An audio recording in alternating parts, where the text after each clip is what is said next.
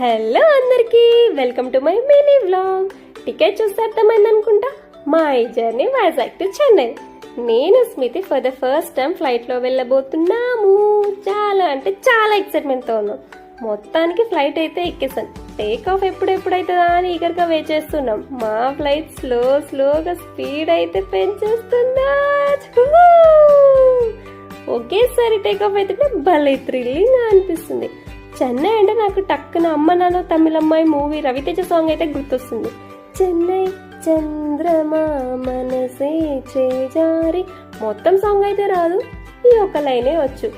సరే మేము కాసేపు అలా విండోలోంచి చూసి ఎంజాయ్ చేస్తాం. మిగతా విషయాలు చెన్నై వెళ్ళాక చెప్తాను.